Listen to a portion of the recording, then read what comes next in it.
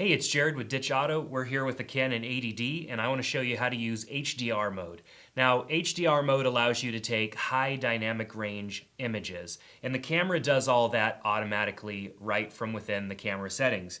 Now, when you go into the menu, you need to enable this, and if it looks grayed out for a minute, it's probably because you have RAW shooting enabled, and the camera actually won't let you do that. So you're going to need to go to your image quality settings and basically turn off RAW so that you're only shooting JPEGs. So now that we've done that, let's go back over to HDR mode, and we're going to choose from the disable HDR and choose one of these options here.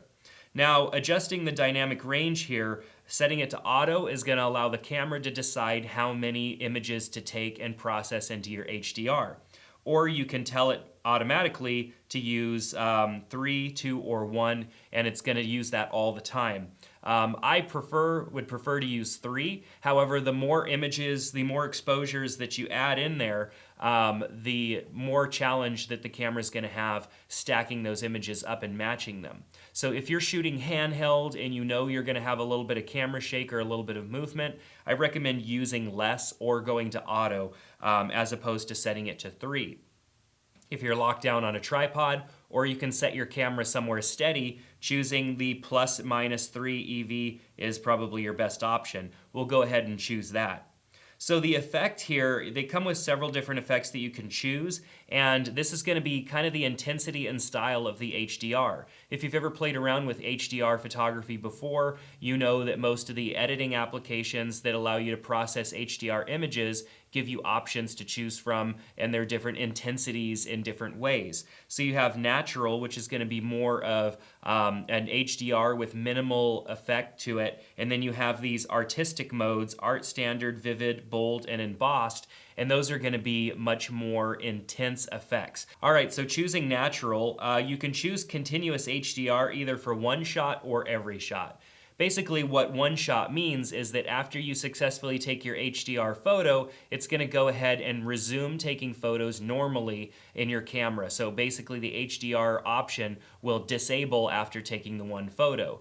This is good for that time when you just want to shoot one HDR, because I really don't think that always using this HDR option inside your camera is a good option, because these HDR photos are being processed inside the camera, and so it's going to be much harder to be able to do the typical things that you can do to a photo in your photo editing software if all of your photos are HDR. So either choose one shot only or every shot, and then auto align images set to enable or disable. And what that means is that if there's any alignment issues when you take the photo because you were shooting handheld, or perhaps your camera got ever so slightly bumped while it was taking the photos, the camera will do its best job to align those photos. This HDR mode inside of the camera is doing everything here inside of the camera, which from my experiences does a pretty decent job, but it's not as good of a job as actually doing this in software on your computer. Software on your computer obviously is much more powerful than what the camera can do internally, but it's a really cool effect to be able to do this inside the camera and have an image be auto HDR. So what you get from this after you take the photo is a JPEG image that is the HDR image. And so that HDR image is then ready to be shared, or of course you can take it into your photo editing software and touch it up a little bit if you need to. It's not perfect, so don't expect it to be perfect, but it does a pretty good job considering it's doing all of this inside the camera. So once again, the HDR mode is simply to get just a camera that has much more dynamic range. The low light, the low area, the shadows of the images is going to be much more vibrant, as well as the highlights, where a normal photo typically is exposed properly across the board, or maybe you underexpose it or overexpose it. A HDR image is the best of both worlds combined into one image. And it does make for a slightly more surreal photo that has a different look to it than a standard image. So if you are a photographer that shoots in RAW, you are going to have to go now and re-enable RAW on your camera. Otherwise, you're going to end up with a bunch of JPEGs. So make sure that you remember to go and reset the quality settings on your camera to be specific to the way that you shoot, which will require going back and disabling HDR, and then going to image quality and making sure that you have one of your RAW options chosen.